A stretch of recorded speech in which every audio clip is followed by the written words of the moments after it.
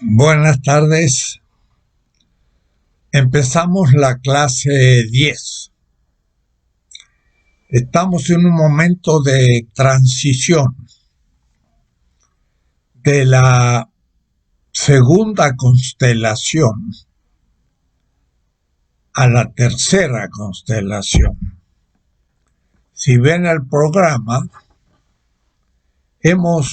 y vamos a terminar con esta clase, la crítica estética de la totalidad eurocéntrica o la segunda constelación negativa. Negativa porque crítica de la totalidad vigente. Pero es la transición a la nueva totalidad. Y este momento es justo la tesis 10, que se enuncia la recepción hospitalaria de la revelación de la exterioridad, de la aparente fealdad del otro hacia el descubrimiento de la nueva belleza. Y a eso se podría llamar el comienzo de una metafísica en un sentido muy específico, la metafísica estética. Veamos el tema. Quería que nos transportáramos a la tienda de un beduino en el desierto. En el desierto, por ejemplo, arábigo. Me ha tocado estar ahí y quise experimentar ese hecho. Estar en medio del desierto, en un acantilado, y desde ahí ver a la lejanía el desierto arábigo al norte de Damasco, en Siria. Piensa en un beduino en su acomodada tienda. Esa tienda sería el mundo propio, bello, porque todo lo que participa en ese lugar se manifiesta como fuente de la vida del beduino, la carpa que lo protege, las armas con las que se defiende, el agua que toma, porque puede ser un pequeño oasis, con sus palmeras, acogedora, su mundo, la primera constelación, el mundo dado vigente. Y en medio del desierto de pronto ve en el horizonte una línea, un punto, y pareciera que fuera como una polvoreda. Parece que es otro beduino en su camello, que está ya en el desierto como un punto, pero que al irse aproximando va tomando forma. En el trote de su camello se aproxima a la tienda del beduino en el oasis. Es otro ser humano que, aproximándose, termina por estar enfrente, cara a cara. Y en medio del desierto tiene su rostro cubierto, no contra los virus, sino contra el calor del desierto. No se sabe bien quién es, y dice: pido hospitalidad. Y la hospitalidad en el desierto es sagrada, porque mañana yo puedo ser alguien que pide hospitalidad, Y si estoy con sed y he acabado el agua, si no me auxilian, me muero. Pido hospitalidad. Y esa hospitalidad es sagrada. Por eso le llamo a esta tesis recepción hospitalaria. Este tema lo trabaja Derrida, pero claro, lo trabaja por Levinas. Y es una experiencia semita en el desierto. La hospitalidad que se da a otro que en la necesidad pide auxilio y hay que estar a su servicio, porque lo otro, el otro, es lo sagrado. De ahí viene el término de recepción hospitalaria a la revelación de la exterioridad de ese otro ser, porque su rostro está cubierto y no sé quién es. Puede que sea de mi misma tribu y es un amigo, pero puede que sea de una tribu enemiga. Y cuando se desvela su rostro, lo muestra, digo, ay, es de otra tribu enemiga. Pero la hospitalidad es sagrada y lo tengo que acoger, lo tengo que permitir dormir, le comparto el alimento y el agua y partirá. Y quizás un día nos enfrentemos en una batalla y hasta me pueden matar. Pero la hospitalidad es más sagrada que la muerte. Y por eso no puede dejarse uno de abrir, de recibir, de ser acogedor ante la existencia del otro necesitado. Ese es el tema de esta clase 10, aplicado a la estética. Porque la filosofía de la belleza o la filosofía estética no trata tanto empíricamente la cantidad de cuestiones que ya en la ciencia estética de los distintos campos, la música, la arquitectura, la pintura, la gastronomía, etcétera, pueden desarrollarse al infinito. La filosofía plantea las grandes categorías que organizan ese material estético. Y por eso yo me sitúo a un nivel filosófico, abstracto pero muy concreto en cuanto a que son categorías que pueden ser perfectamente utilizadas para ver con más claridad la maraña de los temas estéticos. Y el primer tema es el estar del beduino en su tienda, mi mundo, el mundo del beduino, mi mundo en mi casa, el mundo de mi comunidad, el mundo de la universidad, el mundo de mi nación y hasta el mundo de la humanidad presente, globalizada y todo un mundo. Ese es el tema que quiero cifrar con la palabra ontología de la manifestación. El mundo, lo he dicho desde la primera clase, es una totalidad de sentido que tiene por centro inevitable la ipseidad del yo.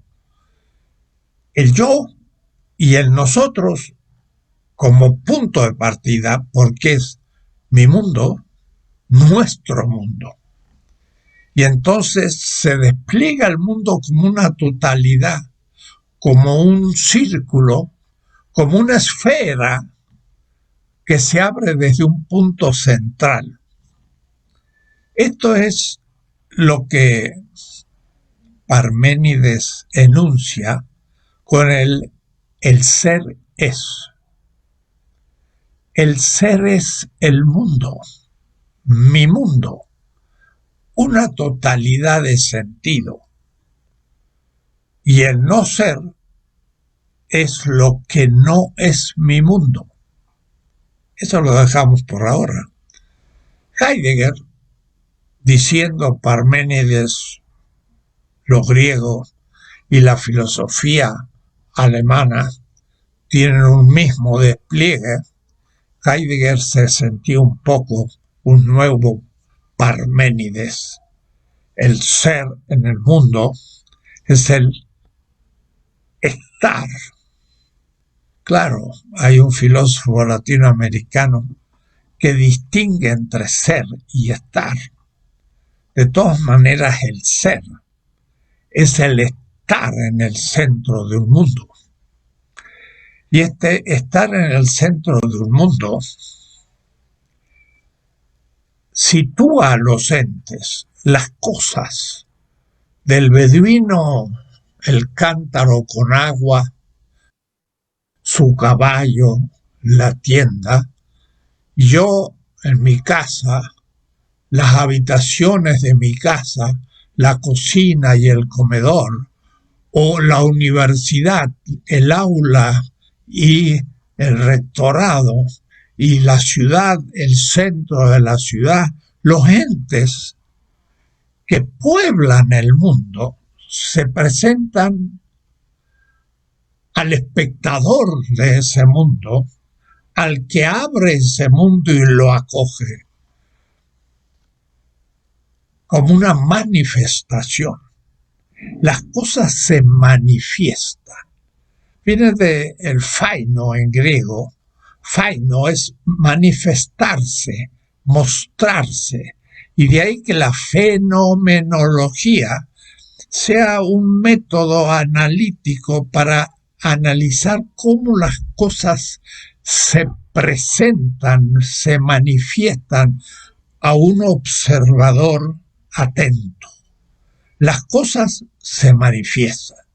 Y entonces el mundo es la totalidad de la manifestación. Y lo que se manifiesta es el sentido de las cosas, no solo el significado. La mesa sé lo que es, pero la mesa del juzgado no es la mesa del aula, es la mesa de la cocina, la mesa del carpintero. Hay muchas mesas y el sentido de cada mesa queda determinado por la totalidad donde se encuentra. La totalidad determina el sentido de aquello que primero se descubre en su significado y luego en su sentido, que significa la relación de esa cosa que se capta el significado con respecto a todas las cosas del mundo, donde cumple una función, y ese lugar relativo a las otras cosas es lo que se va a llamar el sentido. Algo puede tener significado y no tener sentido.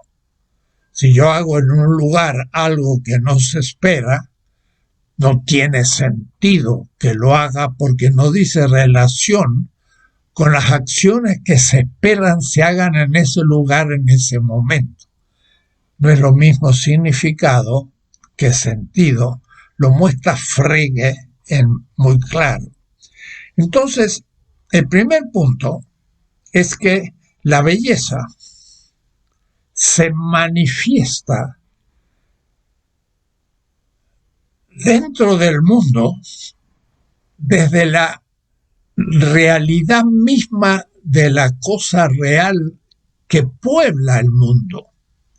Es la belleza del cuchillo o del camello o de la tienda del beduino, pero es también la belleza de un escritorio o de una computadora o de un objeto en mi lugar de trabajo como intelectual o de ustedes como estudiantes.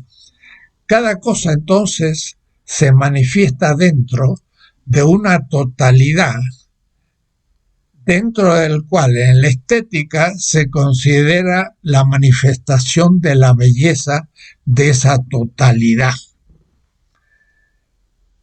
La categoría que voy ahora a intentar es la categoría propia de la filosofía de la liberación.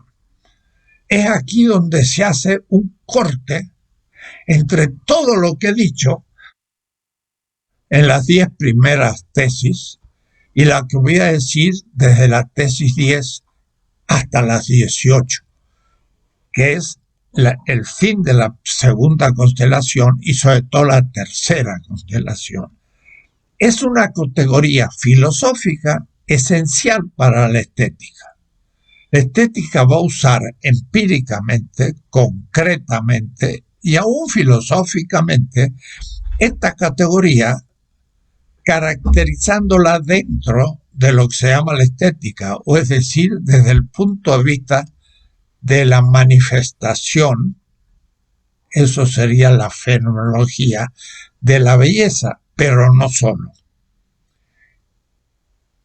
No solo, y esta es la cuestión.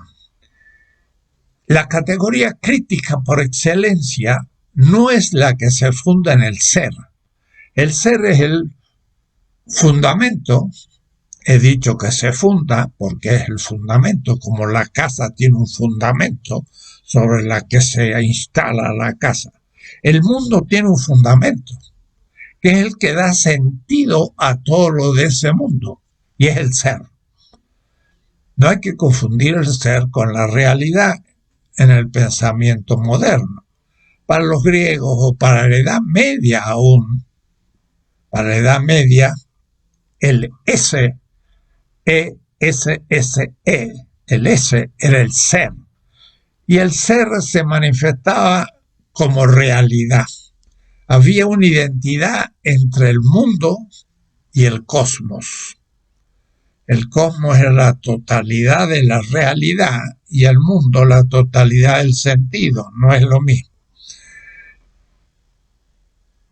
En el pensamiento moderno, el ser es el fundamento de la totalidad. Pero lo real se manifiesta en un mundo, pero también tiene una cierta exterioridad al mundo. Es lo todavía no incorporado al mundo, aunque sea real de suyo. Las galaxias que no conozco son, por hipótesis, reales. Y digo, pero que no conozco, o es decir, no las he incorporado a mi mundo. Y el hecho que yo conozca nuevas cosas significa que van pasando de ignotas, de no conocidas, de fuera del mundo, a incorporarlas en el mundo, que es la totalidad del sentido, pero que en la vigilia tengo conocimiento y al mismo tiempo voluntad sobre ello y deseo, porque forma parte de mi mundo. Este es el tema que plantea de una manera muy clara Schelling contra Hegel. Y este aspecto no siempre ha sido discernido.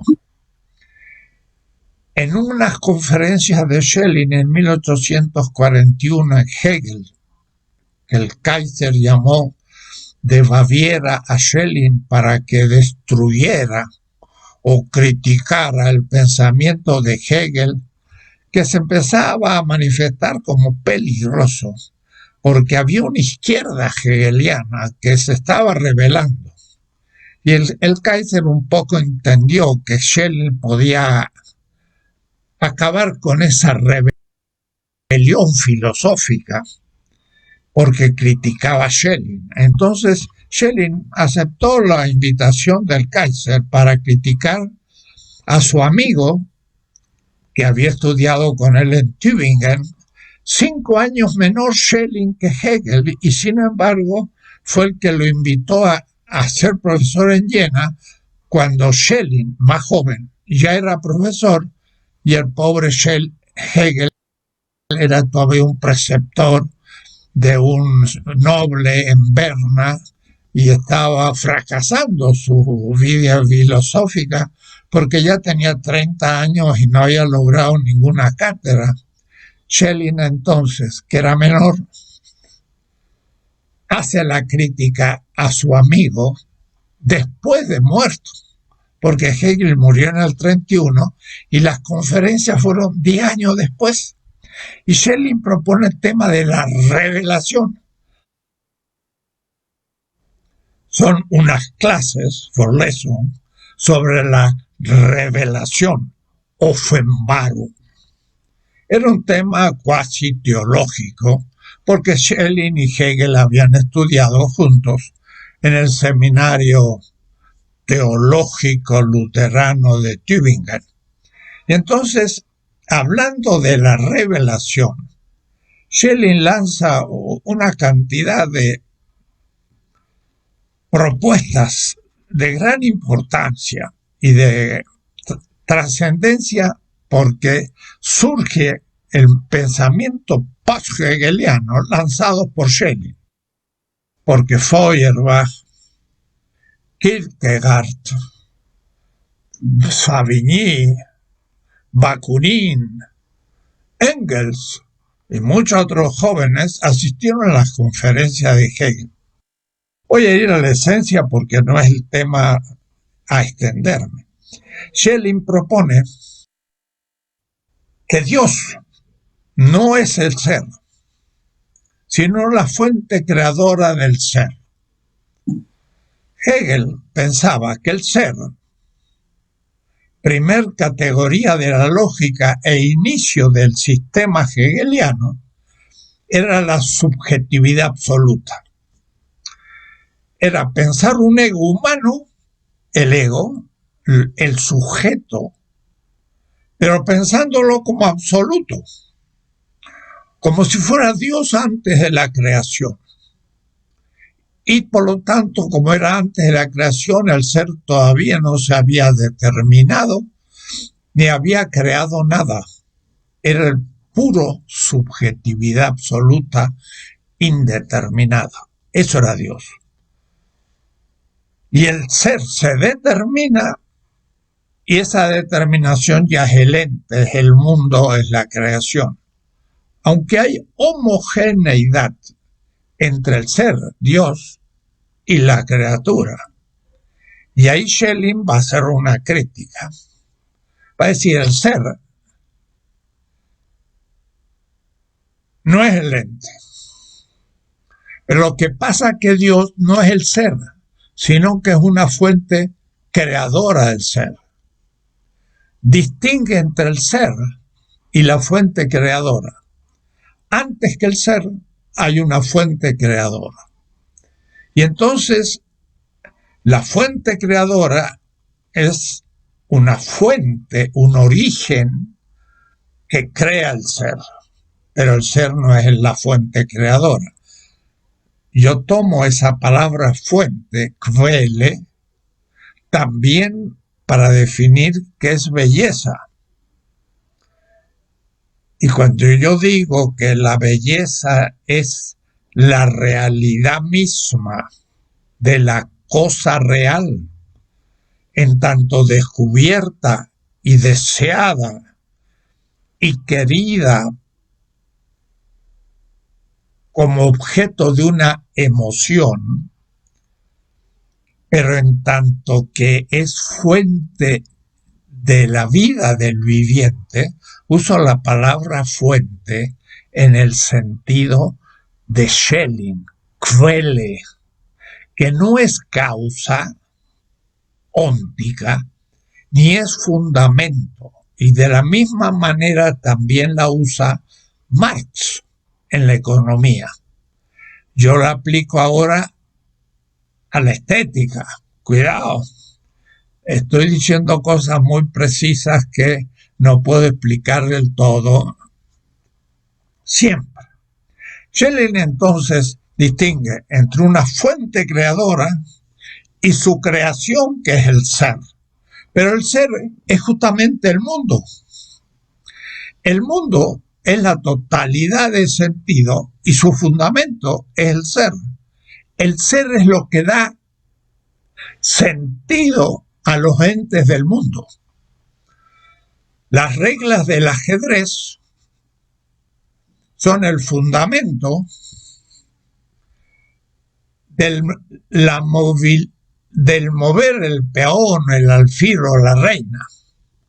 Si no sé las reglas, no entiendo lo que es un partido de ajedrez. No entiendo el ser. ¿Por qué se mueve cada ente de esta manera el peón? Y mover el peón de esta manera es un sentido del movimiento. Pero el fundamento es la regla. La regla del ajedrez es el ser de ese juego. Pero el ser humano es la fuente creadora de la regla. Es anterior a la creación. En fin, podríamos dar ejemplos más finos, pero doy uno rápido para que ustedes empiecen a entender. Basado en esta idea, pienso yo, y se lo pregunté a Levinas, y no me dijo no ni sí, pero me dejó como diciendo puede ser. ¿No se inspiró usted en Schelling cuando habla de la exterioridad? Porque el libro de Levinas se llama Totalidad, primera constelación, el mundo, y el infinito. El infinito es el otro, la no totalidad. Ensayo sobre la exterioridad, se llama el libro de Levinas. ¿Qué es la exterioridad? La exterioridad es una realidad más allá del ser. El ser es, el no ser no es, Parménides. Y parecería que el no ser no existe. No, porque el ser humano es el griego y el bárbaro es el no ser. Es el que no lo es en plenitud. Pero es real. Pero no es humano en plenitud porque no vive en la polis. El no ser es también real, pero está más allá del horizonte de mi mundo y por lo tanto no cuenta, no lo conozco, no lo tengo presente y de hecho en mi vida funciona como no ser, es decir, como nada. El ser es la ontología, porque la ontología es acerca del ser. Y Levinas dice, la otra persona, quinta meditación cartesiana, llevada a su realización plena en Levinas, el otro, la otra persona, como persona, libre e indeterminada, está más allá de mi mundo. Porque yo sé el sentido de todas las cosas, pero cuando me enfrento a otro ser humano, Juan Pérez, sé que es un ser humano, sé que es de tal raza, sé que tiene tal altura, sé lo que veo, la edad, pero no sé quién es en cuanto a historia, en cuanto a proyecto y en cuanto a libertad. Y en tal está más allá de mi mundo, porque puede aparecer como una persona simpática, pero me odia y nunca lo manifiesta. Por eso entonces que mi relación con otra persona, con otra mujer, con otro hombre, y Levinas le llama autrui, el otro, la otra, siento un límite de mi mundo. Lo incluyo, pero lo que incluyo en mi mundo como otro no incluye su biografía, su espontaneidad libre. Y es ahí donde Schelling pregunta, el otro no se manifiesta en el mundo, en la terminología de Heidegger, sino se revela. No es una Erscheinung en alemán, sino una Offenbarung. Yo tengo que decirle al otro, ¿cómo te llamas? Juan Pérez. Es el nombre propio, pero un nombre de alguien que no sé quién es. Aunque sea muy amigo, sé muchas cosas, pero me ignoro muchas otras. Por eso le pregunto al que ya conozco, ¿cómo estás? Y entonces me puede decir sonriendo, estoy triste. Y entonces yo le pregunto, ¿por qué? Y me empieza a contar. Pero lo que me cuenta, yo no lo descubro como manifestación. Yo lo acepto como revelación. Y ahí viene el tema de la revelación del otro en Levinas. La exterioridad es la subjetividad del otro más allá de mi mundo, que se da como ente, pero lo trasciende como centro de otro mundo, porque cada uno tiene también su mundo. Me limito acá porque hay que leer mis otras obras para entender lo que es la exterioridad.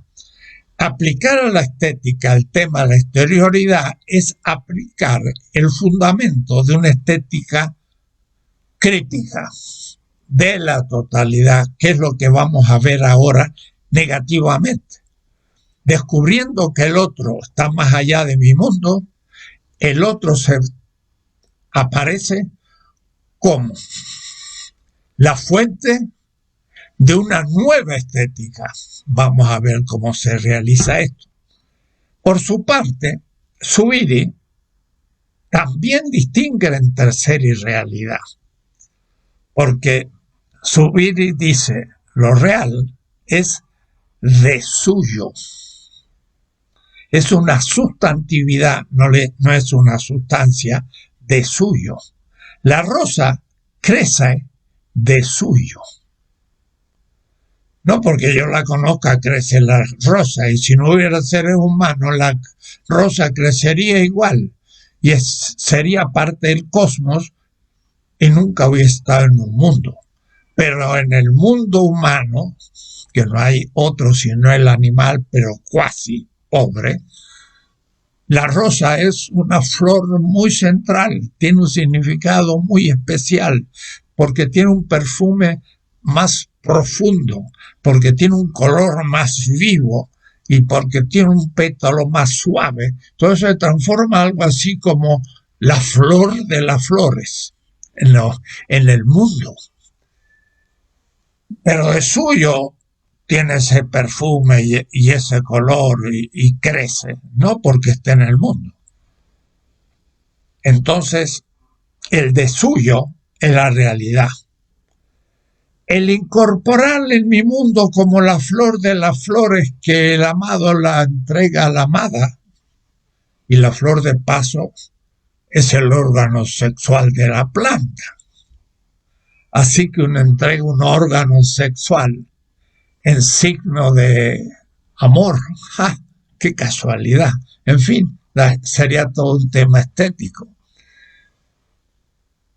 El hecho entonces de que lo real no sea el sentido que cobra en el mundo, lo plantea Zubiri de otra manera que Hegel, pero coinciden. Y yo lo capto de ambos. La belleza está situada a un nivel de la realidad misma de la cosa, no es un valor, es la realidad misma de la cosa, pero que el ser viviente la descubre como el origen, no, como la fuente creadora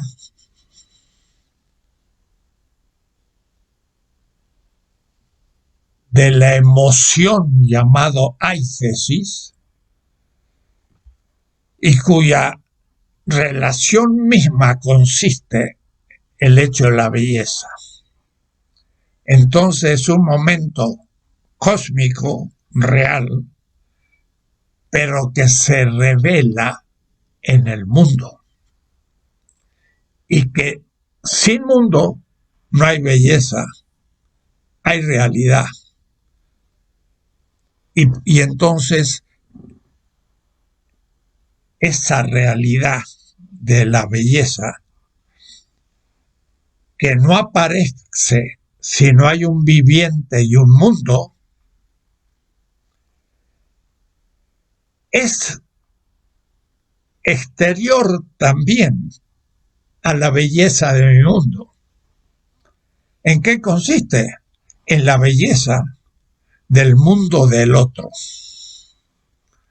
La belleza del otro es un descubrir en la realidad otro aspecto de lo real, que se le manifiesta como fuente de su modo de vida, que no es el mío. Y de ahí entonces que la belleza de mi mundo, que es hegemónica en mi mundo, en todos nosotros y en mi cultura, cuando no considera al otro, porque lo deja fuera de su horizonte de sentido, no es, cuidado, pero existe en realidad. Dejo también su belleza fuera. Y es más, considero lo que él piensa que es bello, o opina que es bello, o se le aparece como bello, o lo interpreta como bello, como feo. Feo. ¿Por qué? Porque para mí no veo la relación entre eso que para él o ella es bello, origen de un aspecto de su vida, que no es origen ni fuente de un momento de mi vida, aunque lo sea para él o ella. Entonces, vamos avanzando estos puntos fundamentales de categoría abstracta. La metafísica de la revelación de Schelling pasa por Levinas y Zubiri y se concreta en la categoría de exterioridad del otro como el no ser del sistema bello, y en el caso máximo es el pobre, el miserable, el que se aparece como menos bello en mi mundo y del cual yo no puedo pensar o imaginarme lo que es bello para él pueda ser calificado como bello, sino que una música al ritmo del tambor africano se le aparece adorno en un mundo europeo como primero un africano es un salvaje y es racista, y por otra parte un ritmo al tambor donde se improvisa es una música, eso es un ruido, es feo, y lo dice Adorno. O es decir, que para el gran esteta filósofo de la escuela de Frankfurt llamado Adorno, el jazz norteamericano musicalmente es feo.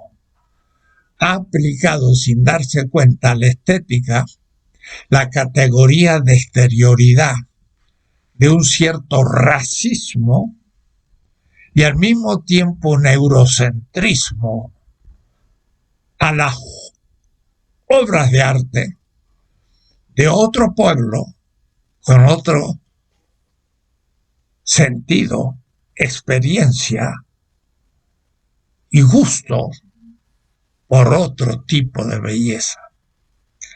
Y entonces ya entramos en la posibilidad. ¿Cómo se va a romper esta destitución de dignidad bella a la belleza del otro? Va a comenzar por la hospitalaria apertura a la realidad del otro. Tendría que haber un esfuerzo de salir de mi mundo y colocar mi cuerpo, mi corporalidad en el mundo del otro. Y eso es una actitud ética. Y esa actitud ética en este punto va a determinar a la estética, aunque la estética también puede determinar a la ética cuando aprecie la belleza del otro y me sea más fácil amarlo como igual o mejor, como otro. Y entonces la belleza va ahora a determinar también la apertura ética al otro. La hospitalidad, y yo llamo en este término a la palabra del otro. La palabra, el término palabra tiene un significado preciso, pero al mismo tiempo metafórico. Hay un texto semita que dice la palabra, y se dice logos, pero en hebreo semita, por lo tanto traducido por los 70 al griego, y toda traducción es traición, porque la palabra original hebrea es davar, y que tiene detrás una palabra egipcia, que era la lengua, porque en la gran filosofía de Menfis había dos principios originarios: la tendencia, orus, el amor, y la palabra, la razón, la inteligencia, y orus. Era como la palabra del neocórtex cerebral, más cognitivo. Y orus era el corazón. Claro, sentían que el corazón latía cuando hay emoción. En realidad el corazón está en el cerebro, es el que siente, pero el corazón es el que pompea sangre para el cerebro y todo el cuerpo, que se anima en el momento que ama. Y hay un tono corporal expresivo de la emoción. El amor y la palabra, el conocimiento y la voluntad, dos partes. Y la palabra era como la ciencia, la sabiduría. Y la palabra se hace carne. Pero la carne no es el cuerpo, es la totalidad corporal. La palabra es el otro que se revela en el mundo. Eso significa un evangelio de San Juan que dice Bareshit, eso es la Biblia, o Génesis, al origen, la palabra se hizo carne. Es la interpelación del otro, tomó forma y fue aceptada y captada en el mundo. Porque Bazar es el cuerpo, pero es la corporalidad y es también mi mundo. La palabra Bazar tiene una en el semita una visión mucho más amplia. Entonces, el verbo se hace carne, la palabra entra al mundo, es justamente la revelación de la palabra. Y esta palabra es la palabra del otro, que interpela en la ética, pero es también la palabra bella que entusiasma. Y es, por ejemplo, la poesía, que me bese con los besos de su boca, el shira shirim, el canto de los cantos, de dos enamorados, mujer y varón, de piel negra, que está en la llamada Biblia hebrea, pero en realidad es un conjunto de mitos y de reflexiones del pueblo hebreo exilado en Babilonia, también mundo semita, y de ahí la discusión, la polémica que se arma entre el semitismo de Babilonia y el semitismo palestino de Israel, y de ahí sale todo un diálogo y una narrativa filosófica impresionante en la que yo me baso, en parte. Y bien, la hospitalidad de la palabra del otro, que surge desde la experiencia del cara a cara,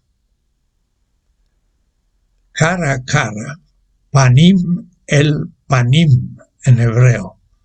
No es yo viendo un árbol, yo viendo a un pájaro, yo viendo algo, sino yo en presencia de otro rostro. Mis ojos miran sus ojos y me siento mirado por sus ojos, que me pregunta ¿quién eres? O yo le pregunto ¿quién eres? Y cuando abre su boca y me dice algo de lo que es la revelación del otro. Y yo la cojo hospitalariamente y me enriquezco de algo que yo no sabía y que el otro, la otra, me lo revela. Esa es la categoría de una estética de la liberación que será más descrita en la tercera constelación, que será la estética de liberación. Por ahora estamos en su comienzo, pero me he detenido porque es la categoría fundamental crítica de todas las críticas. Y ahí entonces pasamos al tema de la exterioridad estética. La exterioridad estética es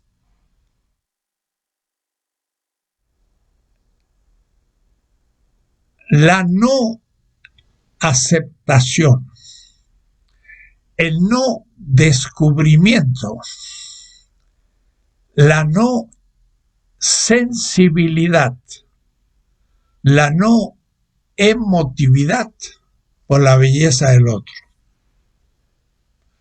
Ignoro su belleza, además me parece fea.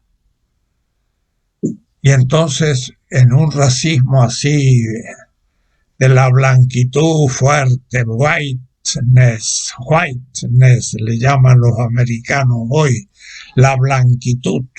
¡Ah! Un negro, qué feo. Y el jazz, música de salvajes, qué absurdo, qué primitivo. Además, un solo instrumento, el tambor, y con eso ya hacen todo. Claro, se olvida que el tambor se danza y que la danza tiene una melodía y que esa melodía tiene un relato y que ese relato son los mitos de un pueblo y es la sabiduría milenaria de una comunidad. No se sabe lo que hay detrás del tambor y la danza, porque es la indiferencia. No es la aicesis, sino la anaicesis. Anaicesis, de ahí viene la anestética, la anestesia. Se anestesia para perder el dolor y me sacan una muela. Pero también me anestesian para no sentir emoción. Y me hago insensible al dolor del otro. El torturador debe hacerse insensible al grito del torturado, si no, no podría hacerlo. Más, se da explicaciones para poder hacerlo hasta por deber, como aquel comisario Fleury, así se llamaba en Brasil, que torturaba a los valientes jóvenes que se levantaban contra la dictadura militar, siendo él un militar, y decía: nosotros somos como los gallos, que tenemos que afrontar el dolor de estos miserables, pero que cumplimos nuestro deber por todas las gallinas que no son capaces ni de torturar, porque se les vendría abajo el ánimo. Entonces él estaba muy ufano y muy honrado de cumplir la función de torturador. Insensible al dolor del otro, porque si fuera sensible no podría hacerlo, tiene que volverse insensible. Es la anestesia, la no emotividad ante la belleza del otro, que despierta en el otro una gran emoción, en su fiesta, en su música, en su alimento, en su vestida, en su casa, que para uno parece una choza, pero hecha con sus propias manos y pensando cómo hacer esa choza, ese ranchito, ese bohío en el Caribe, se siente adentro habitando su hogar, el amor. Entonces, lo que para uno es aicesis, emoción ante la belleza, para el otro es indiferencia. Y entonces la anaicesis significa justamente la anestesia ante la belleza del otro. Y el paso es cuando alguien empieza a tener sensibilidad por el dolor del otro. Este es el punto un poco anotado por el propio Schopenhauer, la compasión. Lo único que lo plantea mal, pero apunta a un aspecto importante. La compasión es la pasión con el otro, compadecerse, padecerse con el otro. Y entonces el que empieza a sufrir en el sufrimiento del otro, también empieza a alegrarse en la alegría del otro. Y entonces empieza a considerar la belleza, que es el fundamento de la alegría del otro, y empieza a captar sensiblemente y no insensiblemente la belleza del otro. Y eso sería el paso de la anestesia a la aicesis, como la superación de la consideración de la aparente fealdad de la belleza del otro y otra de la nueva belleza que por ahora no existe, sino empieza a desgajarse de la insensibilidad ante el otro como fin de la segunda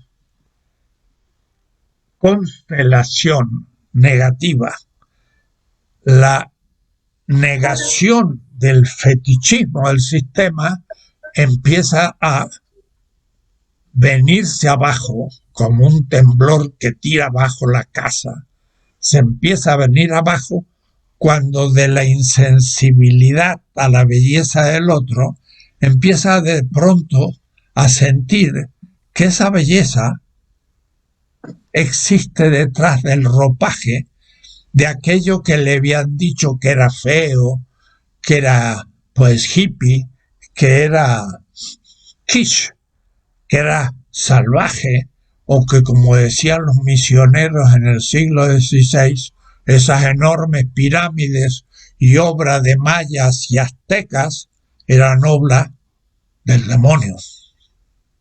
O es decir, eran unas obras hechas por un espíritu maligno y no por una gran civilización a la cual había que venerar.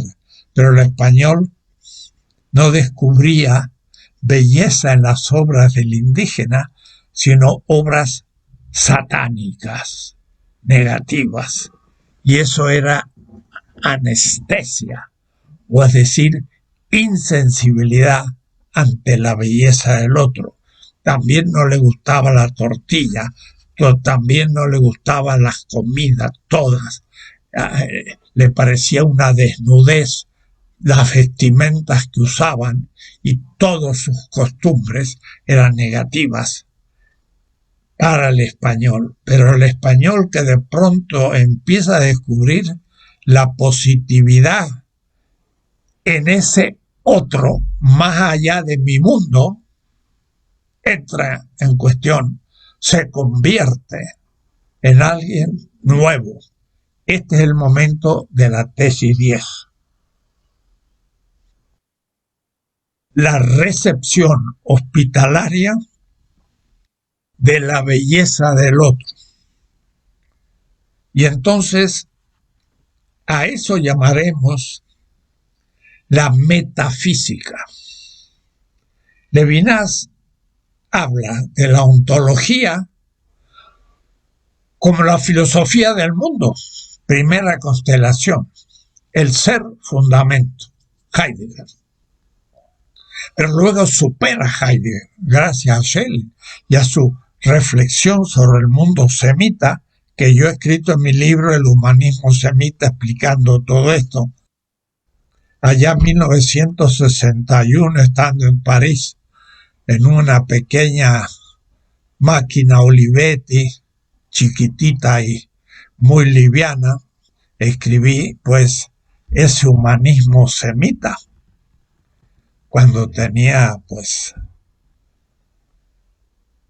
era joven.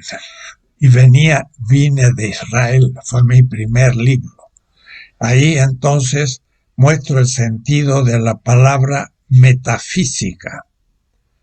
Y la metafísica es metá, más allá, de la fisis. Pero la fisis es la ontología. La fisis es la naturaleza, fisis, es la totalidad. Pero esa totalidad, es la ontología, es superada por un metá, un más allá de la totalidad. Y entonces Levinas dice la metafísica, no en un sentido ingenuo de un realismo que cree que uno accede directamente a la realidad sin mundo, no. Yo accedo a lo real, no hay tal cosa en sí incognoscible como Kant. Yo conozco algo de la cosa, nunca del todo. Nunca del todo, en eso Kant tiene razón, nunca conozco del todo lo real, pero conozco lo real. Pero lo real está más allá de mi mundo y lo incorporo, y cuando incorporo algo de real no conocido al mundo, yo digo entonces que lo conozco porque ahora está en el mundo, ha sido subsumido. Esa es la ontología. Pero cuando ahora me refiero a la exterioridad y me abro a un vocabulario nuevo en el que empiezo a hablar de aquello que no conozco, pero que está al origen de su revelación con respecto a mí, a eso le llamo lo metafísico. Y la experiencia originaria metafísica para Levinas y también para mí es el cara a cara. No es el sujeto ante objetos, el sujeto ante lo real. No, es el sujeto ante un sujeto. Y la subjetividad del otro me es desconocida. Está más allá de mi mundo. Y saber manejar y habérselas con ese otro es saber fijar un límite a mi obsesión por dominar todo. El otro está más allá de mi posibilidad de conocimiento si no se revela. El otro nunca es un instrumento. El otro es un fin. Es otro. Tiene dignidad. No tiene valor. Tiene dignidad. Y la dignidad es la que funda el sentido del valor. No tiene valor. Es el fundamento del valor. El otro. Entonces, yo tengo que decir, yo soy limitado. El límite de mi mundo es la dignidad del otro. Y ante el otro lo declaro lo sagrado, aquello que yo no puedo violentar, violar, intimidar, poner a mi servicio. Yo puedo ponerme al servicio del otro, pero no la inversa. Entonces, esa actitud ante el otro y esa parte de la filosofía que describe todas las condiciones de posibilidad y lo que esto significa es una metafísica. Pero Levinas dice, es justamente la ética. La ética no es el cumplimiento de las leyes, no es el cumplimiento de valores, no es nada de las mediaciones.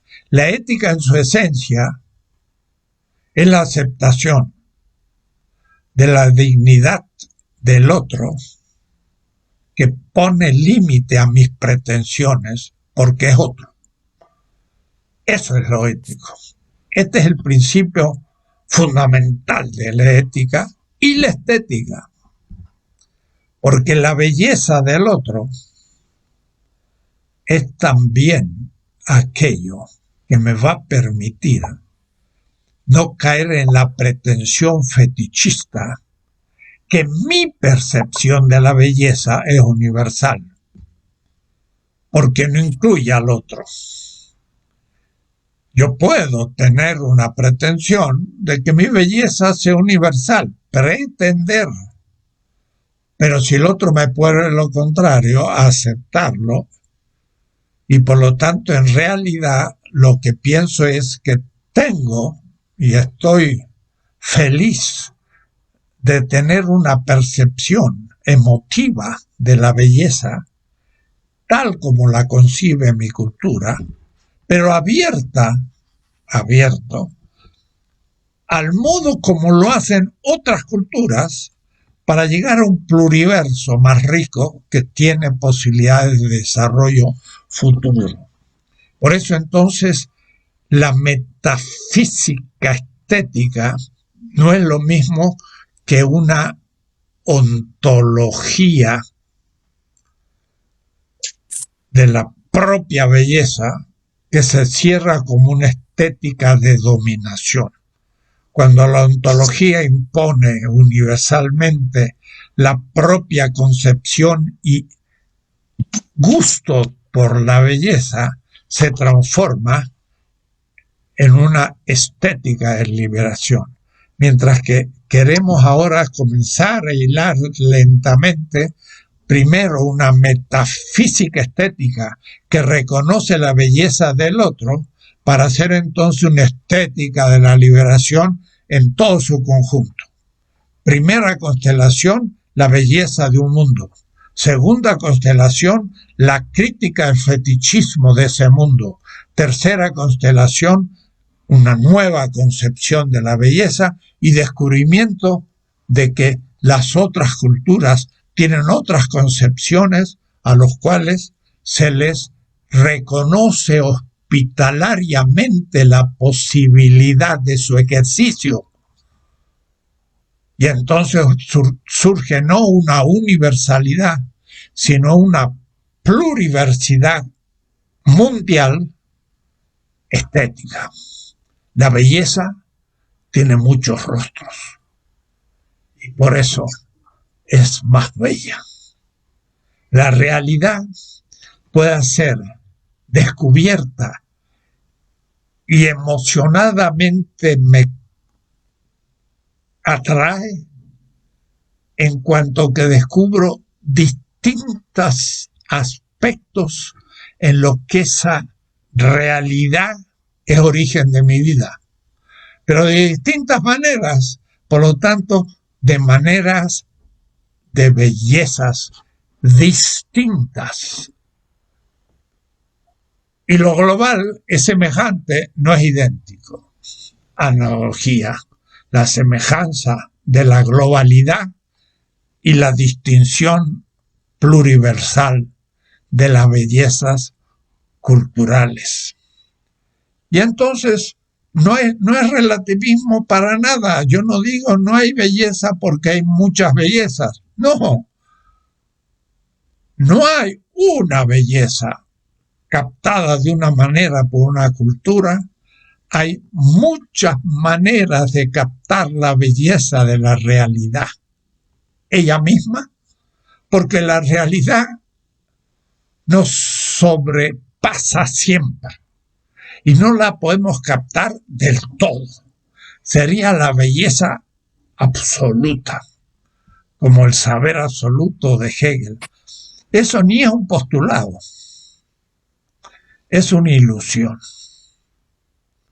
Porque lo que sí es perfectamente factible es la pluriversal estética de la realidad.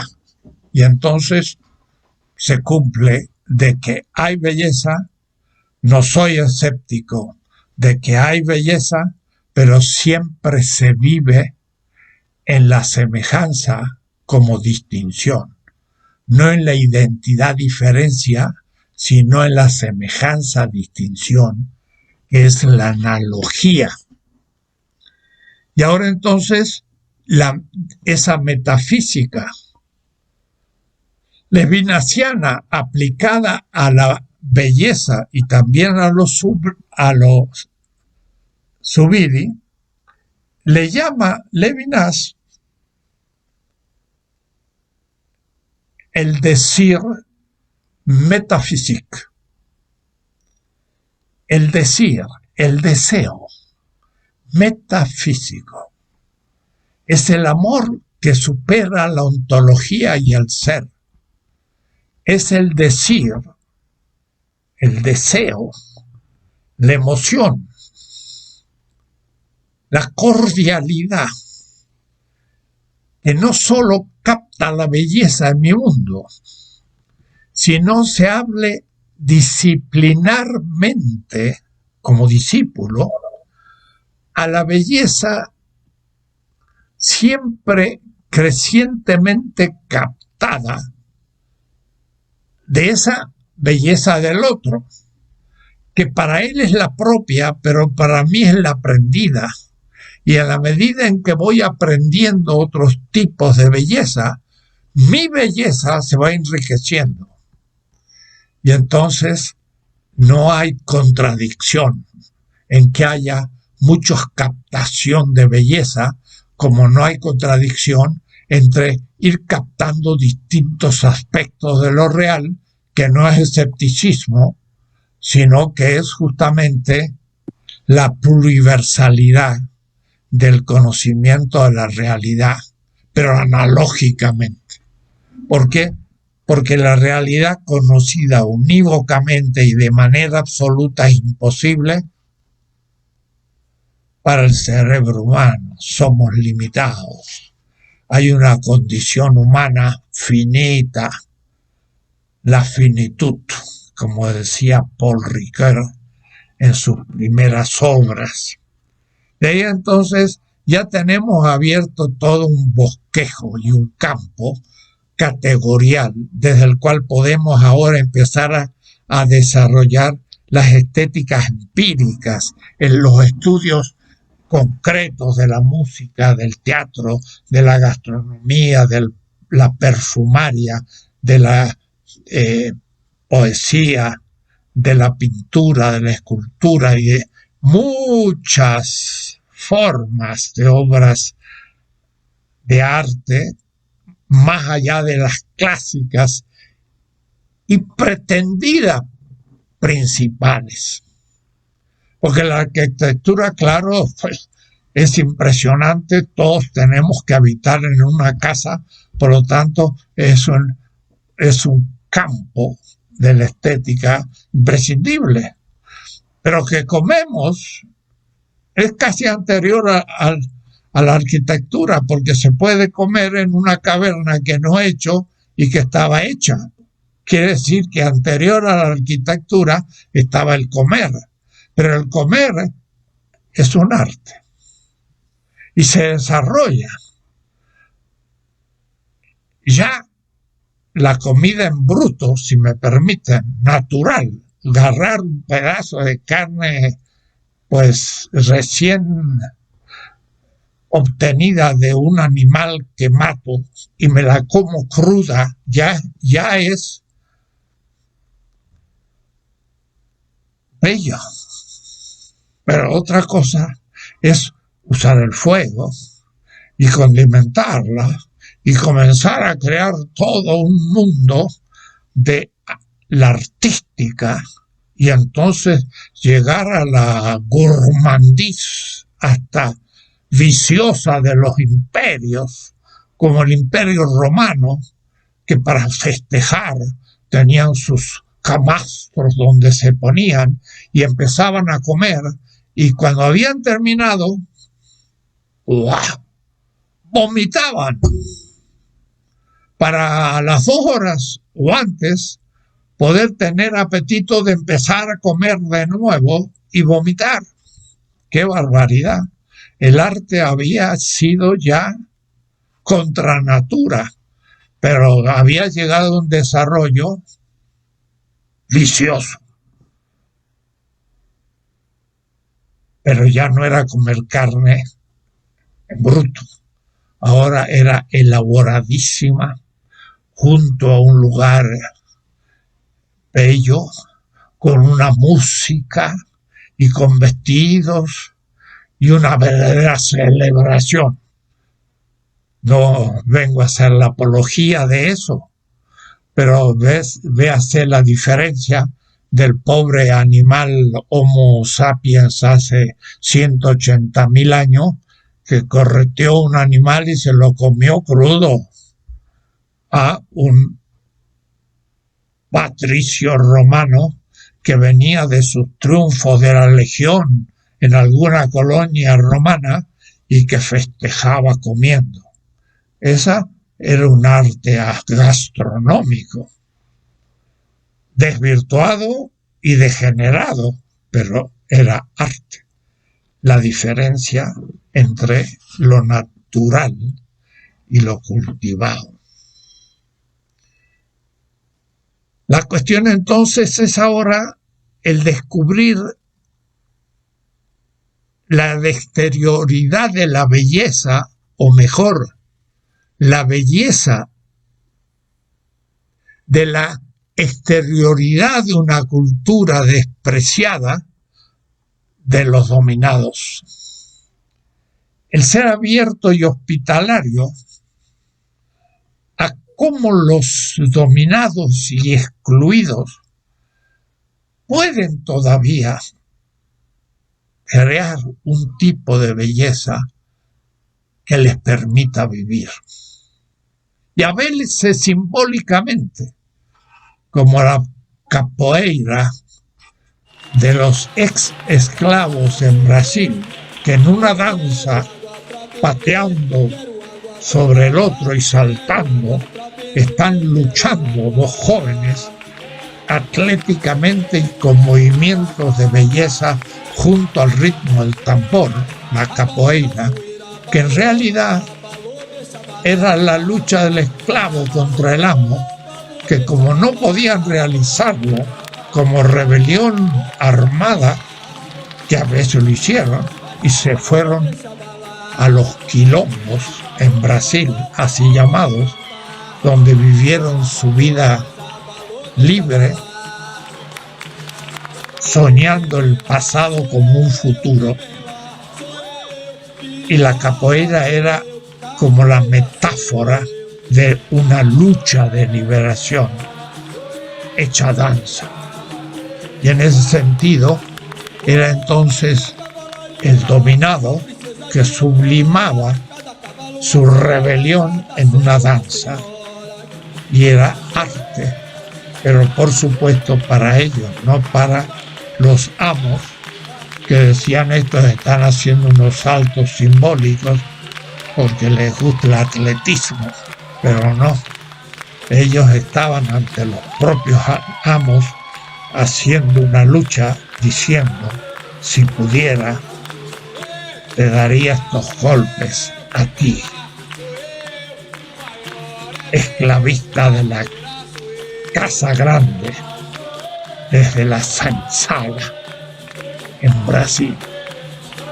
De tal manera que la exterioridad de la belleza de los pueblos originarios, de los géneros oprimidos, de los obreros, de los campesinos, de las razas no blancas, de los pueblos del sur global, en la China, en la India, en el mundo bantú, árabe, latinoamericano, indígena, todos esos mundos tienen su arte, pero es despreciado, tienen su modo de alimentarse, pero es feo, asqueroso, tienen hasta su modo de vestir, pero de los miserables.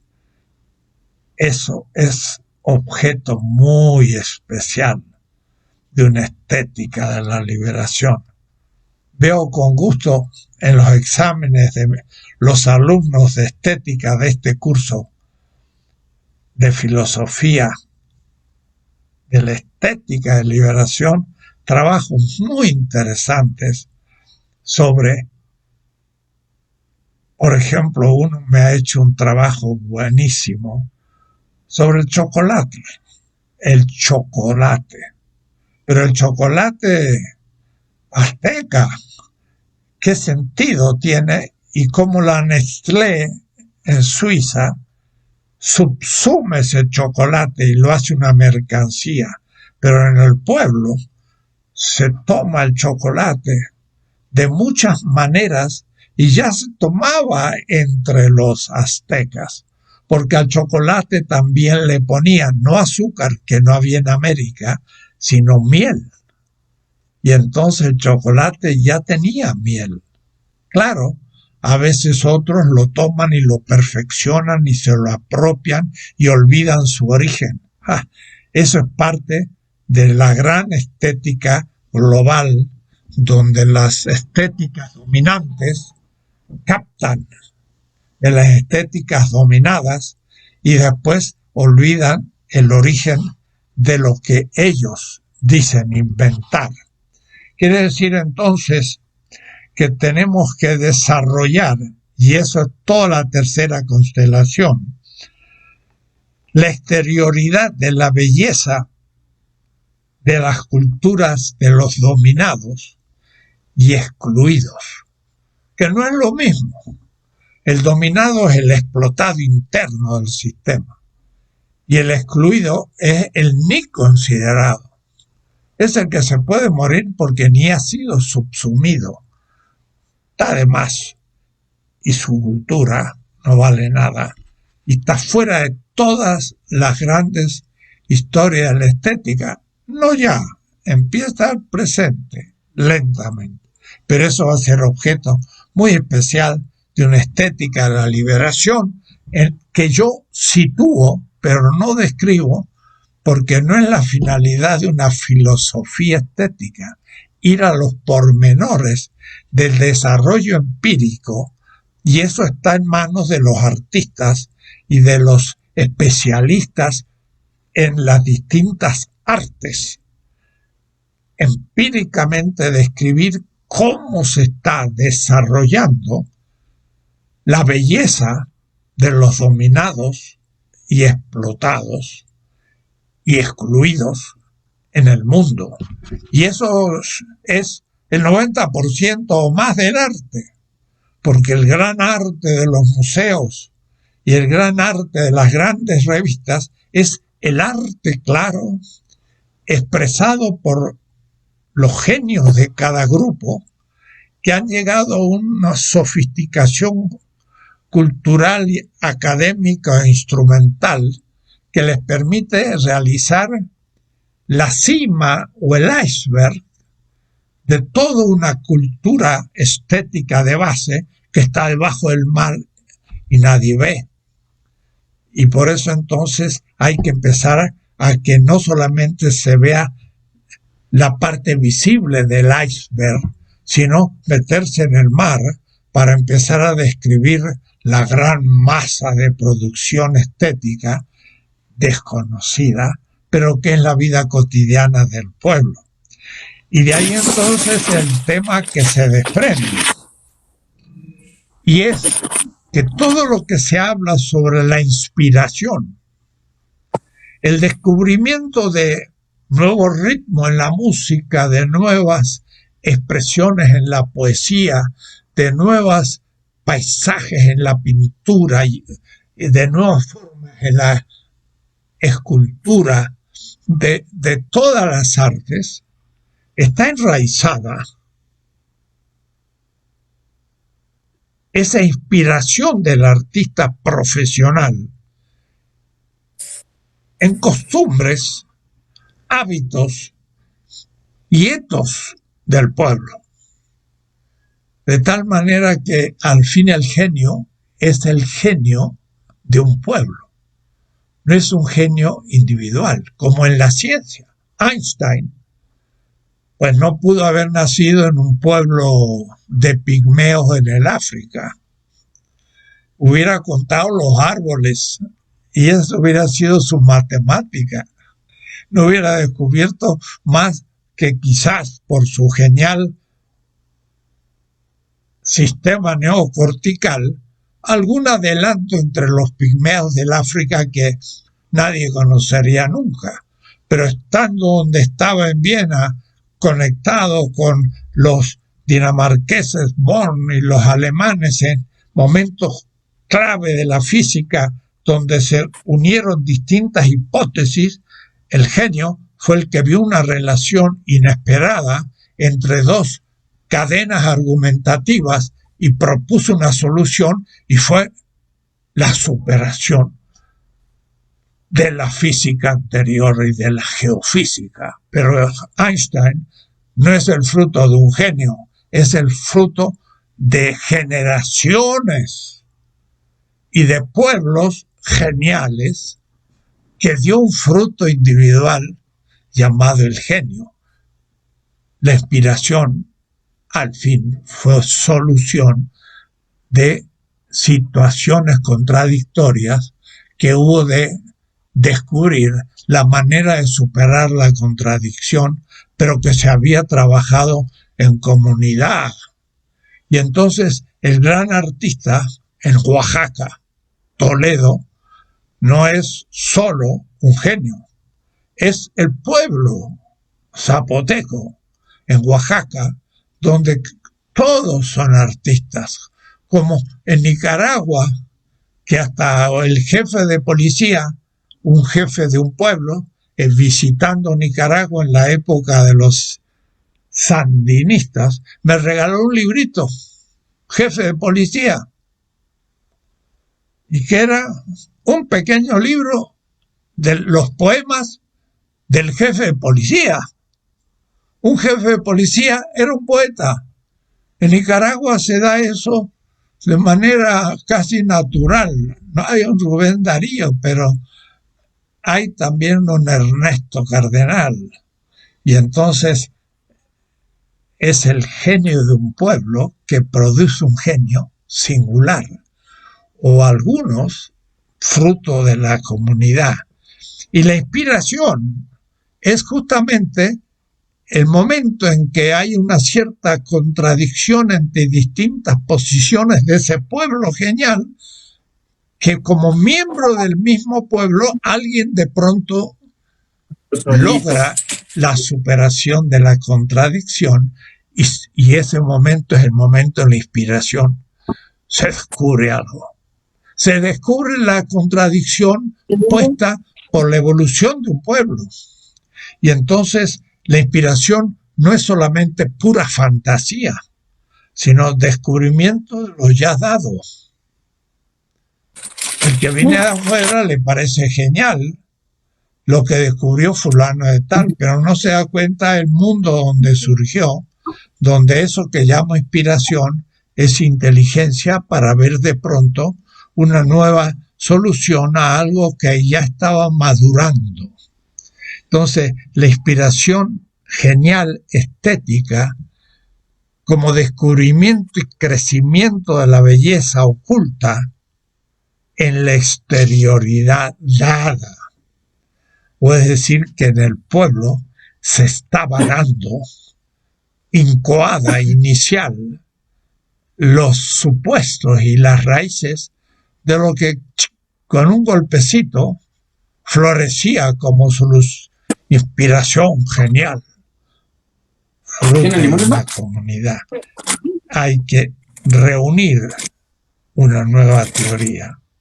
Y de la misma manera, la belleza esa del pueblo y de los genios de ese pueblo se transforman en la belleza estética alternativa y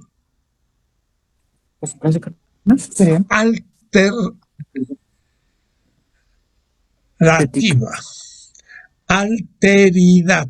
Alterativa es alternativa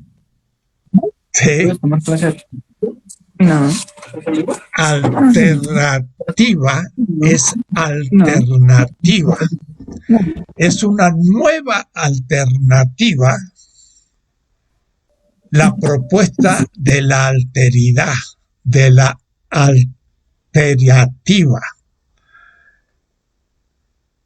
Es nueva, es otra y es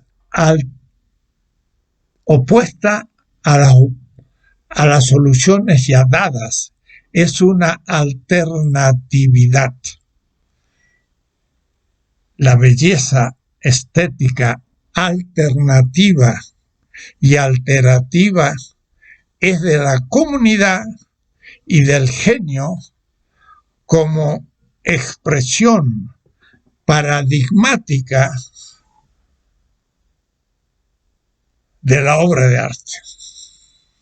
Y entonces tenemos que pensar de nuevo quién es el artista colectivo e individual, y quién es también no solo el observador de la obra de arte, sino el participante observando, porque el que es causa de la obra de arte como comunidad es también el que es el espectador de la obra de arte.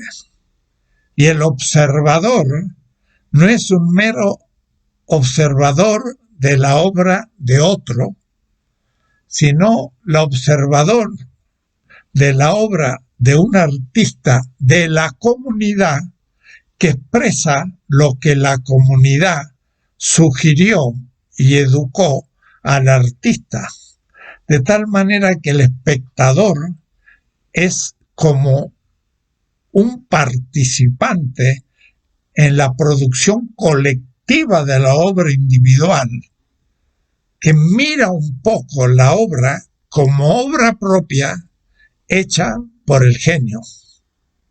Y entonces no lo mira desde afuera, sino lo mira desde dentro. Y puede decir, compañeros, al artista, qué bueno obra de arte. Expresaste exactamente de lo que habíamos conversado, de lo que hemos vivido juntos, de lo que ya habíamos coincidido en que debía hacerse, pero lo hiciste de una manera ejemplar. Yo no soy capaz de hacerlo, pero yo participé en que lo hicieras. Y además mi juicio no es tampoco un juicio externo, es un juicio interno en donde yo te digo, lo que has hecho me expresa a mí también. Puedes decir, es una participación espectadora o un espectador participante que juzga al artista como la expresión de su propia belleza hecha de una manera que el propio espectador reconoce no es posible que la hubiera hecho, pero de tener las condiciones del otro, no la hubiera hecho mejor. Una complicidad entre el artista y la comunidad. Y eso justamente es lo que se ve en algunos ejemplos zapatistas cuando invitan a un artista a hacer un mural para la comunidad en donde le dicen, mira, perdón, lo que habías pensado hacer aquí no funciona. Métete en la comunidad, discutamos todos, enséñanos a pintar y luego juntos hacemos un muro y tú lo diriges. Y cuando termina el muro, el artista dice, wow, mi mejor obra, en el sentido moderno de la palabra. Pero ahora dice, en realidad, fue una obra que no es mía, fue colectiva. Y la gente dice, esa obra es nuestra, pero tú fuiste realmente el que nos condujiste a poder hacerla. O es decir, esa obra que vemos como espectador y apreciamos es nuestra, pero también te la atribuimos a ti, porque sin ti no lo hubiéramos hecho. Una complicidad de todos en la producción de las obras de arte. Eso es lo que pasa en el jazz como música, porque se reúnan 10 y empiezan los 10, cada uno influenciar a los otros hasta que se hace la banda. Pero la banda es un grupo de cómplices que han ido aprendiendo el